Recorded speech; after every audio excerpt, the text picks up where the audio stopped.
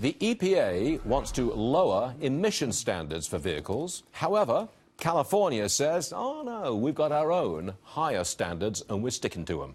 All right, as Judge Andrew Napolitano is here. Now, first of all, this is clearly a very divisive issue. It could really wreck the car market. But my first question is, can California set its own emission standards and defy the feds?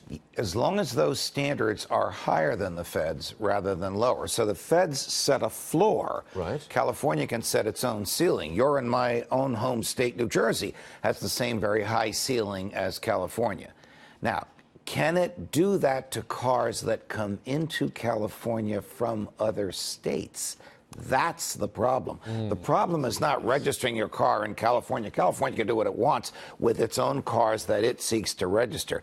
The problem is, are they going to interfere with interstate commerce by making it more expensive for vehicles to come into California? They stop you at the border and test your emissions. If they did something like that, it would be unconstitutional because it interferes with interstate commerce, which is a federal or congressional area of regulation. Now, California is a huge car market. Yes. So you can understand that car makers could make cars to the standards required in California. Yes, and the consumer will pay for... But a different model for everybody else. Yes. You can't do that. That's impossible. You can't do it. Well, if California requires it, the car makers will do it because, as you said, it's such an extraordinary market, and the consumer will pay for it. Presumably, the consumer wants it because the consumer elected a government that has required it. That's at least the theory of how this works. Nice theory, George. Aren't the voters in California crazy progressives, just like their loopy governor? I didn't use those words. I mean, if you want to use those words, use those words. Here come the emails.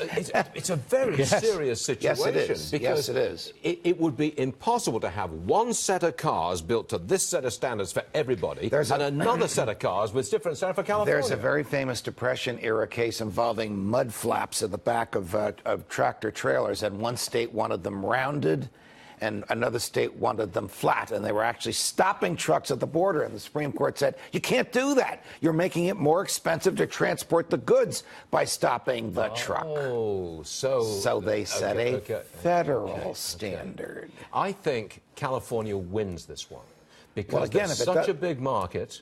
They've got such clout in the car market. Yes. Automakers will not be making two different types of car, one for California, one for everybody else. Well, that's out of the question. Well, California wins. If they're not going to make two different sets of cars, then California loses. California will win if it limits cars registrable in California to those with the higher emission standards. No, wrong. Oh, so, Judge, you are so wrong. No, they will win because the car makers will adjust to California standards. That's what I'm saying. California standards, and universal. The cost of making that adjustment will be borne by California consumers. No, everybody else as well. I don't think so. I don't think so, because why would they put a device in a car that's not required of them when they hate this device? So we can expect you to move to California to breathe their pure air. Last thing I want to do. Thank you. You couldn't wait to get out. That's true. Thank you, Judge. You'll be back in the 11th. All right.